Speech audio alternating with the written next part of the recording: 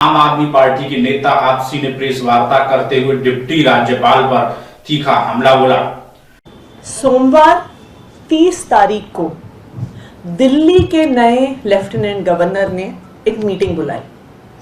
उन्होंने दिल्ली जल बोर्ड के अफसरों की मीटिंग बुलाई और अलग अलग मुद्दों पे दिल्ली जल बोर्ड के अफसरों को आदेश दिए, निर्देश दिए।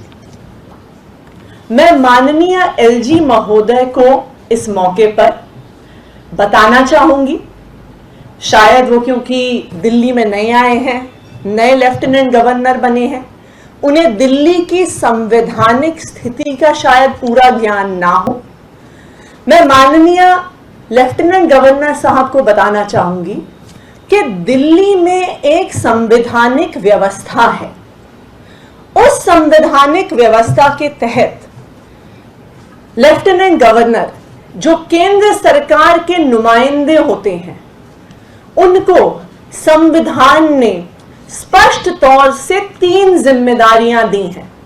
उनकी जिम्मेदारी है लैंड, लॉ एंड ऑर्डर और पुलिस की व्यवस्था। ये स्पष्ट तौर से देश के संविधान में लिखा हुआ है और इस मामले पर सुप्रीम कोर्ट की कॉन्स्टिट्यूशन बेंच ने भी मोहर लगाई हुई है कि सिर्फ और सिर्फ ये 3 विषय लैंड, लॉ एंड ऑर्डर और पुलिस केंद्र सरकार के नुमाइंदे लेफ्टिनेंट गवर्नर के तहत आते हैं। अभी एक और भी खास परिस्थिति है कि एमसीडी का नया कानून पास हुआ है, तो एमसीडी भी अभी डायरेक्ट केंद्र सरकार के कंट्रोल में आती है।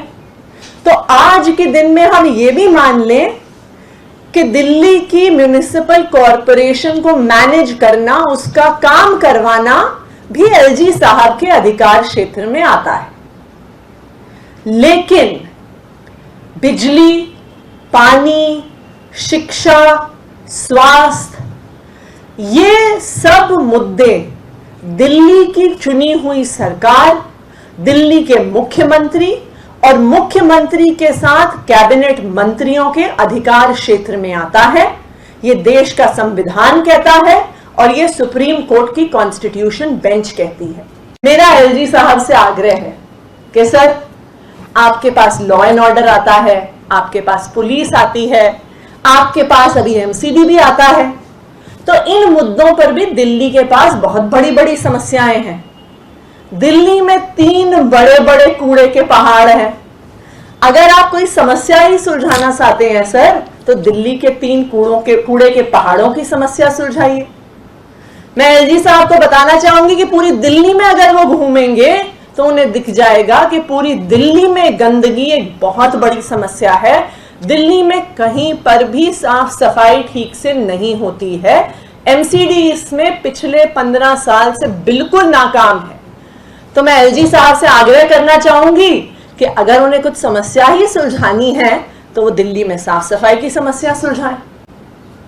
मैं एलजी साहब को कहना चाहूंगी कि वो दिल्ली की किसी भी महिला से बात करेंगे तो दिल्ली की महिलाएं उन्हें बताएंगी कि सुरक्षा व्यवस्था कितनी बड़ी समस्या है।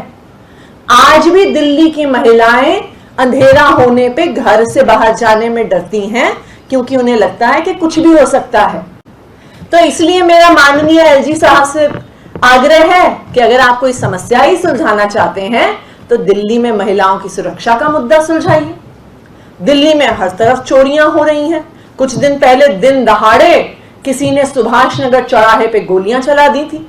तो मेरा एलजी साहब से निवेदन है, मेरा उनसे विनम्र निवेदन है कि दिल्ली वालों के लिए भी अच्छा होगा कि अगर लॉ एंड ऑर्डर की और पुलिस की स्थिति सुधरती है। तो मैं आज इस प्रेस कॉन्फ्रेंस के माध्यम से माननीय एलजी साहब से बस विनम्र निवेदन करूंगी कि दिल्ली की संवैधानिक व्यवस्था के साथ किसी भी प्रकार का फेरबदल ना करने की कोशिश करें, कि दिल्ली की संवैधानिक व्यवस्था को बिगाड़ने की ना कोशिश करें। जो डिपार्टमेंट्स बिजली, पानी, स्कूल, अस्पताल, राजस्व दिल्ली सरकार की, दिल्ली की चुनी हुई सरकार के अंडर आते हैं, उनको दिल्ली की चुनी हुई सरकार को चलाने दें। आप कृपया दिल्ली की लॉ एंड ऑर्डर को सुधारें, दिल्ली में महिलाओं की सुरक्षा को सुधारें, दिल्ली में साफ सफाई को सुधारें, दिल्ली के कूड़े के पहाड़ को सुधारें। वो भी बहुत बड़ी समस्याएं हैं, सब कुछ आपके अधिकार क्षेत्र में है, तो कृपया उन पर फोकस करें। धन्यवाद।